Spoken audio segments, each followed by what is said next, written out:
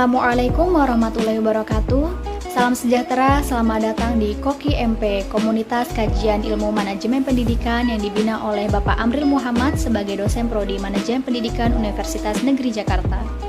Perkenalkan, saya Lulu Afsari, mahasiswa Prodi Manajemen Pendidikan Universitas Negeri Jakarta Angkatan 2020. Pada video kali ini, saya akan menyampaikan materi mengenai cara meningkatkan motivasi pada diri sendiri.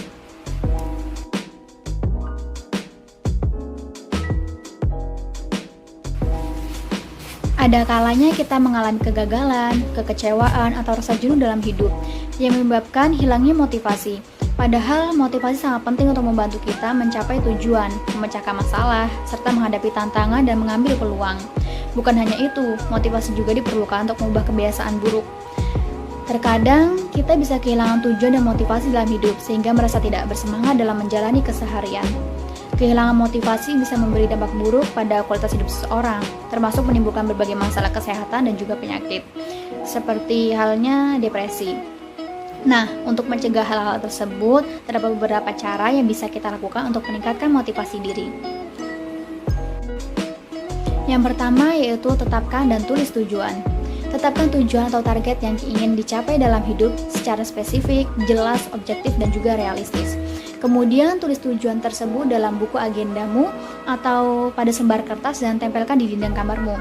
Jika perlu, tempelkan juga kertas berisi kalimat motivasi dari tokoh-tokoh terkenal yang bisa menginspirasi untuk terus melangkah meraih tujuan. Selain sebagai pengingat, cara ini juga akan membantu kita menjadi lebih bersemangat dan berkomitmen terhadap tujuan yang sudah kita tetapkan. Yang kedua, susun rencana dengan baik dan terarah. Buat rencana dan susun langkah-langkah untuk mencapai tujuanmu. Kau bisa membaginya menjadi beberapa tugas kecil atau menyederhanakannya dengan target yang bisa dicapai dalam jangka pendek.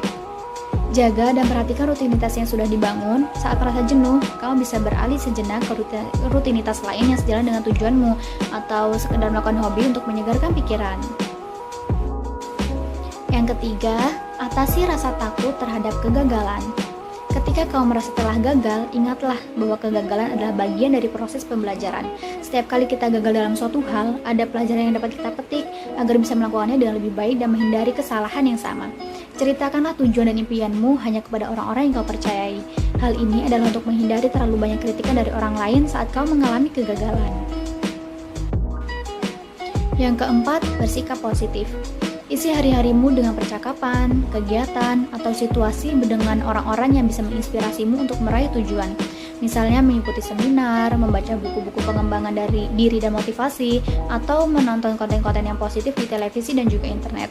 Penuhi hati dengan rasa syukur, dan jangan selalu membandingkan dirimu dengan orang lain. Buang segala pikiran negatif, serta yakinlah bahwa dirimu mampu mencapai tujuan yang sudah kamu tetapkan. Yang kelima, istirahat yang cukup. Sebesar apapun semangat untuk mencapai target, pastikan kamu memiliki waktu untuk beristirahat dan tidur yang cukup. Kurang istirahat dapat menurunkan energi dan fokusmu dalam mencapai tujuan, selain juga berisiko menimbulkan gangguan kesehatan. Jika kondisi fisik dan pikiranmu sudah terlalu lelah, jangan terlalu dipaksakan.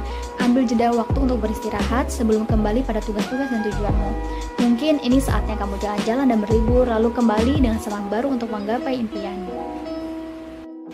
Dan yang terakhir, berikan hadiah pada diri sendiri.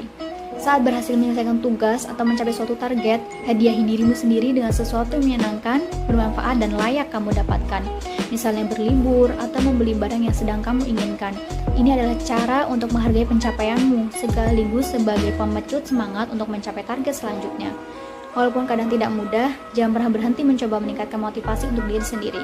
Seiring waktu, hal ini akan lebih mudah untuk dilakukan karena kamu akan makin mengenal hal-hal apa saja yang dapat mempengaruhi motivasimu.